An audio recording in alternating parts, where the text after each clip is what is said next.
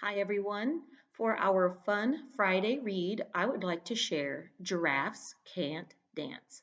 Now, I know some of you know the story, and that's great. Just follow along anyway because it has such a wonderful message. It doesn't hurt to hear it again. And it's about the power of yet.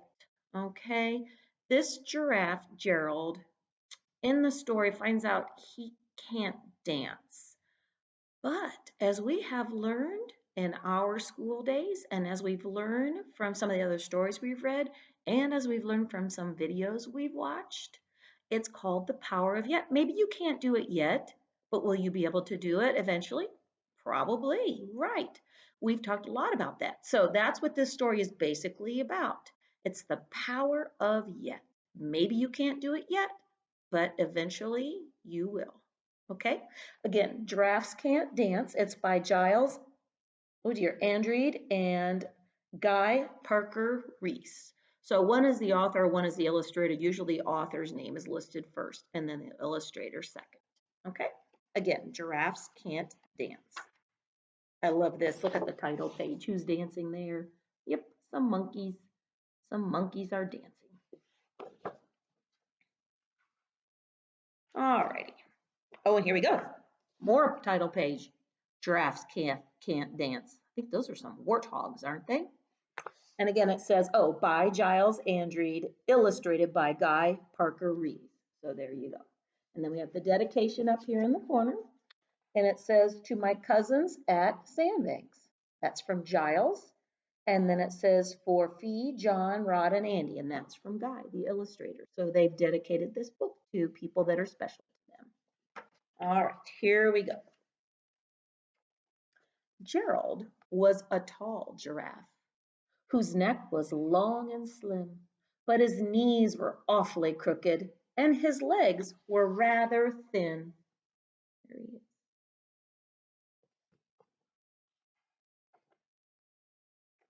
Sorry, pages are a little tough to turn. He was very good at standing still and munching shoots off trees. But when he tried to run around, he buckled at the knees. Oh dear, and look what happened, he fell down. So there he is. Now let me ask you this, are there very many animals that can eat leaves from the trees? No. But he's a little clumsy. It says he buckles at the knees whenever he tries to move around. Well, he's got really long legs. That would make it hard. Now, every year in Africa, they hold the jungle dance, where every single animal turns up to skip and prance. What does prance mean? Right, kind of march around but in a really fancy way. And here it says jungle dance. And this year, when the day arrived, poor Gerald felt so sad because when it came to dancing, he was really very bad.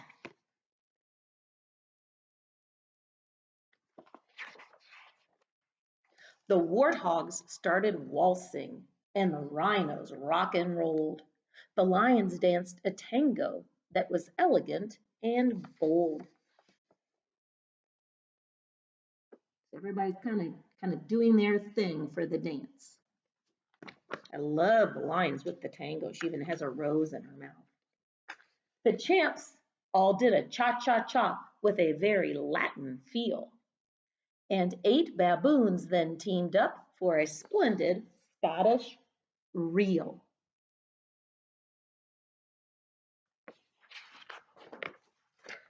Gerald swallowed bravely as he walked towards the floor.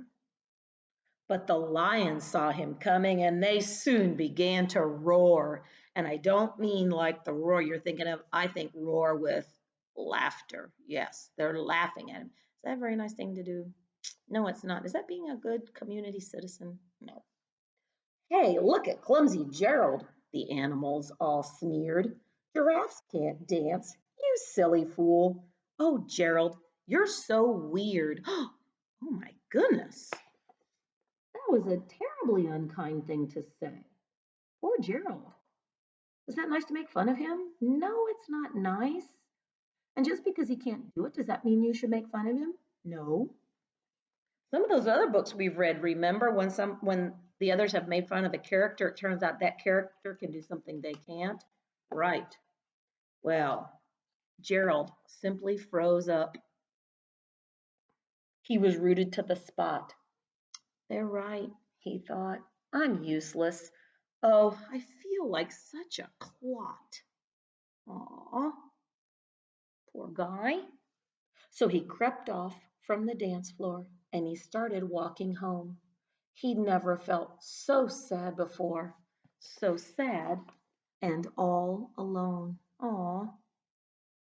Now, this is where the power of yet comes in. Can he do it now? He can't do it yet. No, he can't do it yet. But let's see what happens on that. Let's see if maybe that power of yet kind of works out for him. Then he found a little clearing. Oh, look at that beautiful moon. And he looked up at the sky. The moon can be so beautiful, he whispered with a sigh. Excuse me, coughed a cricket who'd seen Gerald earlier on, but sometimes when you're different, you just need a different song. What did that cricket say? He said, but sometimes when you're different, you just need a different song. So maybe that music the other animals were listening to didn't work for Gerald. Maybe he needs some other kind of music. Let's see if the cricket is right. Listen to the swaying grass and listen. Oh, I got to do it in the cricket voice. Listen to the swaying grass and listen to the trees. To me, the sweetest music is those branches in the breeze. So imagine that the lovely moon is playing just for you. Everything makes music if you really want it to.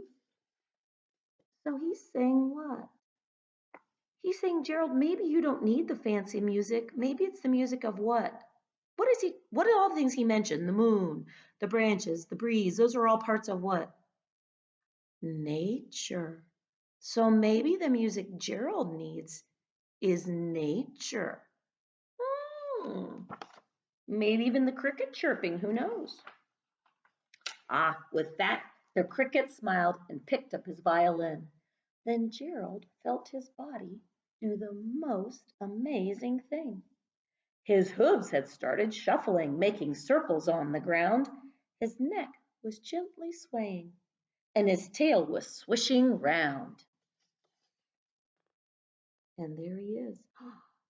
So he needs what? He needs the music of nature for him to be able to dance, and a little help from Cricket's violin. Good. He threw his arms out sideways and he swung them everywhere. Then he did a backward somersault and leaped up in the air. Well, this was the guy who couldn't do anything before. Remember, his knees would buckle and he'd fall? Look at him go. He just needed the stars and the moon and a breeze, some branches making that nice rustling noise. Gerald felt so wonderful. His mouth was open wide. I am dancing. Yes, I am dancing. I am dancing, Gerald cried. Oh my goodness, is he happy? Look at him. Again, the power of yet. Could he do it before? No, but he can do it now. Then, one by one, each animal who'd been there at the dance arrived while Gerald boogied on and watched him, quite entranced. So they're finding out, you know what, it's okay to be different. Not everybody can do it the same way, right? The way they were dancing didn't work for Gerald, but he found his way, didn't he? And maybe his way wouldn't work for them, and that's okay. Everybody's different. It's all right. We each have our own way of doing it and our own way of getting through that power of yet. They shouted, it's a miracle! We must be in a dream. Gerald's the best dancer that we've ever seen. There he is. Look at him boogieing. Kind of got a disco theme going there. How did you learn to dance like that? Please, Gerald, tell us how. But Gerald simply twirled around and finished with a bow.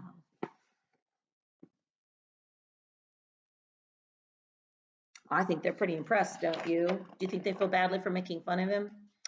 I do too. Now, I think Gerald's a pretty kind giraffe, and I don't think he would make fun of them back, do you? No. but he learned the power of yet. Then he raised his head and looked up at the moon and stars above. We all can dance, he said, when we find music that we love. So again, we're all different and different things work for us, okay? And we need to be kind to everybody. Whether they're like us or not doesn't matter. They have different things to offer. Look, Gerald had something different to offer, and each one of those other animals probably has something different to offer. So we need to keep that in mind too. Everybody's different.